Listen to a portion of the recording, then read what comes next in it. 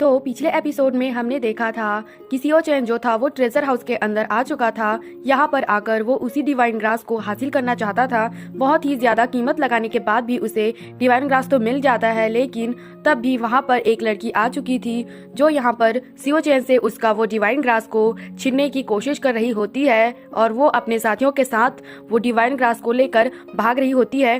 पर तब वहाँ पर बोने सियो चैन और वो बुढ़िया आ चुकी थी। वो सभी उस लड़की के पीछे पड़ जाते हैं ताकि उससे वो डिवाइन ग्रास को हासिल कर सके, लेकिन कोई फायदा नहीं होता।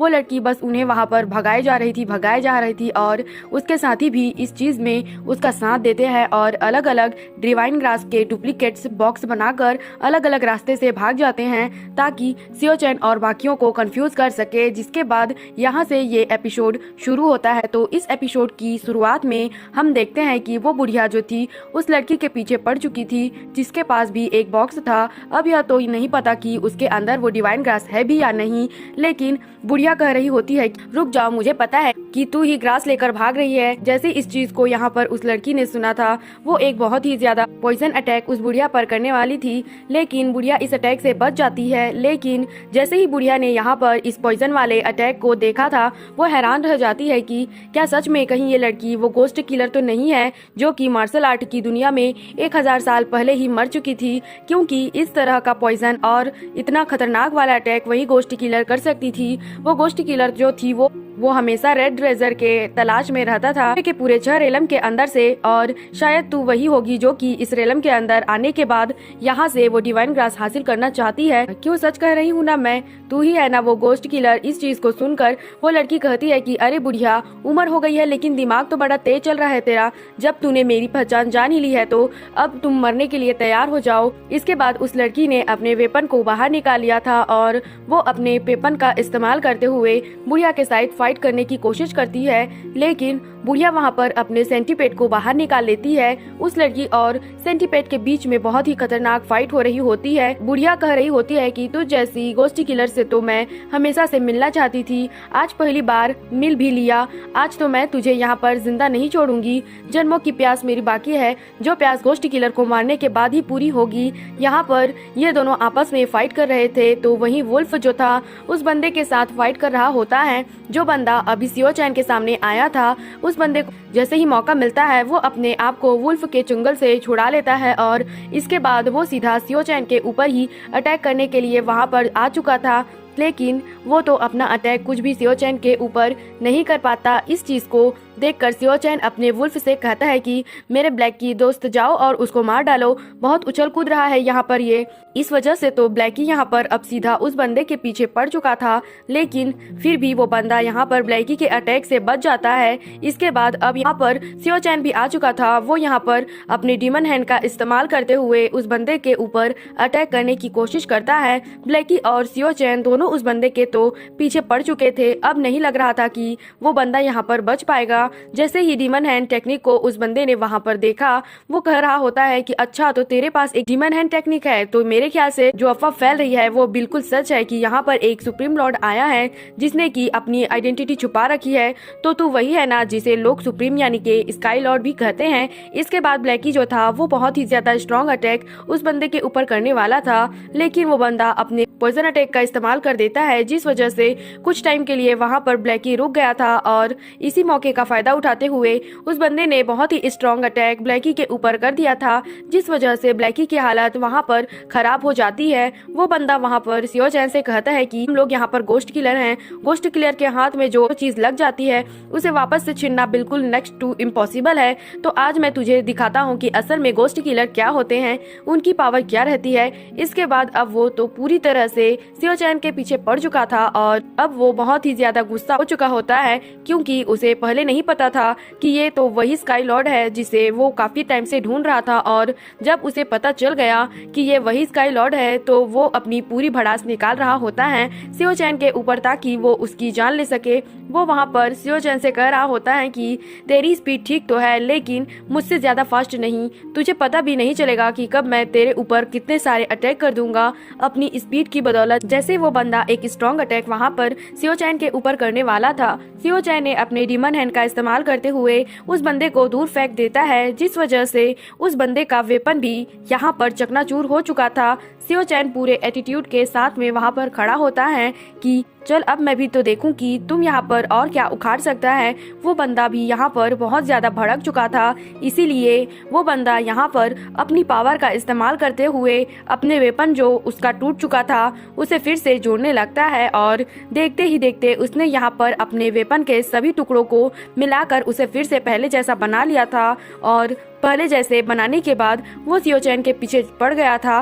सियो चैन हैरान था कि ये आफत की पुड़िया मरता क्यों नहीं, ये तो मेरा पीछा छोड़ने का नाम ही नहीं ले रहा है। अब तो कुछ करना ही पड़ेगा ताकि इस बंदे को इसकी नानी याद आ जाए, चाहे वो जिंदा हो या फिर मरी हुई हो। इसके बाद सियो चैन वहाँ से हवा में उड़ जाता है और हवा में उड़ने के बाद वो अपनी पावर को एक्टिवेट करने लगा था। वो यहाँ पर कह रहा होता है कि तूने खाली मेरा नाम सुना है कि मैं यहाँ पर स्काई लॉर्ड हूँ, कभी पावर देखी है क्या? चल तू आज मैं तुझे दिखाता हूँ कि मेरी पावर क्या है। तूने मेरी एक टेक्निक के बारे में सुना होगा जिसका नाम सोल डिवोरिंग थंडर है, देखेगा कि वो कैसी होती है। तो आंखें खोल के देख, मैं तुझे दिखाता हूँ, उसका एक्सपीरियंस दिलाता हूँ तुझे। वो उस बंदे से कह रहा होता है कि तेरा जितनी भी स्पीड है वो स्पीड से तूने जितनी बार भी मेरे ऊपर अटैक करने की कोशिश की है इससे मुझे नुकसान नहीं हुआ बल्कि मुझे फायदा हुआ, क्योंकि तेरा हर अटैक यहाँ पर मेरी स्पिरिचुअल पावर को और ज्यादा नरिश करते जा रहा था। यकीन नहीं होता कि तेरा वेपन कितना कमाल का है, ये तो मेरी ही स्पिरिचुअल पावर को एनहेंस कर रहा है। मजा ही आ गया इस चीज से, तो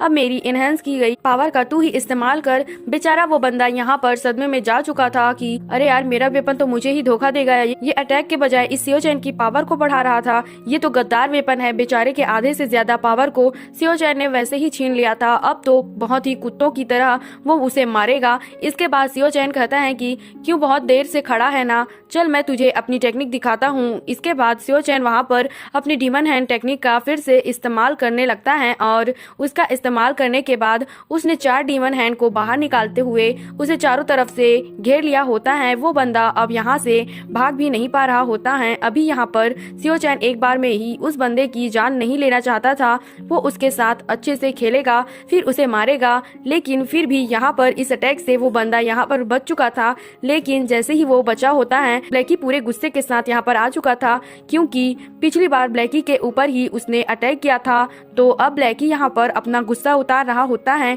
सियो चैन यहाँ पर उस बंदे का गला दबाता है और उससे कहता है कि देख, मैं यहाँ पर अपने सोल डिवोरिंग थंडर का इस्तेमाल कर लूंगा। अगर तूने मुझे नहीं बताया कि वो डिवाइन ग्रास कहाँ पर है और उसे देखने के बाद तू जिंदा भी नहीं बचेगा, तो फटाफट से बता दे कि वो ग्रास कहाँ पर छुपाया है तुमने। वो बंदा अभी भी यहाँ पर सियो चैन से कहता है कि भाड़ में जा, तू नहीं बताऊंगा, तुझे जो उखाड़ना है तू उखाड़ ले। इस चीज को सुनकर तो सियो चैन का तो दिमाग ही खराब हो चुका था और कहने लगता है कि ये हरामी आधे इसकी पैर कब्र में है, फिर भी इसके अंदर कितनी चर्बी है। इसके बाद वो एक ही पंच मारकर सीधा उस बंदे की जान ले लेता है कि बस बहुत हो गया, अपने खास अटैक इस जैसे कीड़े पर मैं इस्तेमाल करके वेस्ट नहीं करना चाहता। अब यहाँ पर एक ही इंसान बचा है जिसके पास वो डिवाइन ग्रास हो सकता है और वो है लड़की। चल आजा ब्लैकी, हम उस लड़की के पास चलते हैं, उससे ही वो डिवाइन ग्रास छीन लेंगे। वहीं दूसरी तरफ वो लड़की और बुढ़िया अभी भी आपस में फाइट कर रहे होते हैं। दोनों की फाइट काफी ज्यादा जबरदस्त चल रही थी, कोई भी अभी यहाँ पर एक दूसरे को नहीं हरा पाया था। बुढ़िया यहाँ पर अपनी पावर का इस्तेमाल तो कर रही होती है, लेकिन तब भी यहाँ पर थोड़ा थोड़ा वो लड़की जो थी वो पावरफुल लग रही थी। उसने बुढ़िया के ऊपर काफी ज्यादा स्ट्रॉन्ग पे स्ट्रॉन्ग अटैक करना शुरू कर दिया था। वो जैसे ही एक अटैक करती है, उसके अटैक से वहाँ पर काफी ज्यादा पॉइजन निकलता था और थोड़ा सा पॉइजन जैसे ही यहाँ पर बुढ़िया के ऊपर गिरता है, उसकी पूरी पीठ जल जाती है। इस चीज से तो बुढ़िया का दिमाग ही फिर चुका था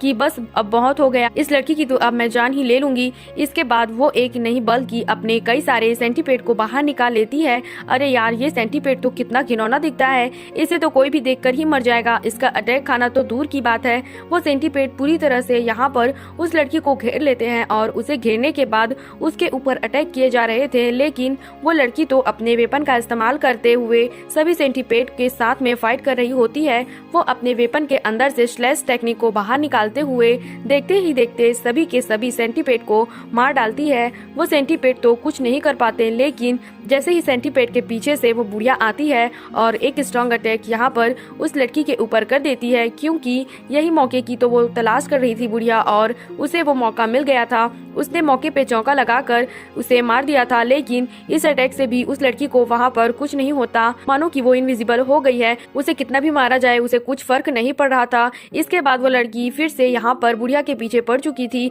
वो हाथ धोकर उसके पीछे पड़ते हुए उसकी जान लेना चाहती थी, लेकिन जैसे ही यहाँ पर वो कुछ कर पाती और उसकी जान जाती, इससे पहले ही ब्लैकी यहाँ पर कूदते हुए आ जाता है, जिसने उस लड़की के ऊपर अटैक कर दिया था। वो उस लड़की को अपने पंजे के नीचे ही दबा देता है। जो सीन दिखाते हुए यह एपिसोड यहीं पर खत्म हो जाता है। तो आपको क्या लगता है कि उस लड़की को ब्लैकी जान से मार देगा? इसके लिए कमेंट करके जरूर बताना। और अगर आप अगला एपिसोड भी देखना चाहते हो तो हमारे चैनल को सब्सक्राइब और लाइक जरूर करना।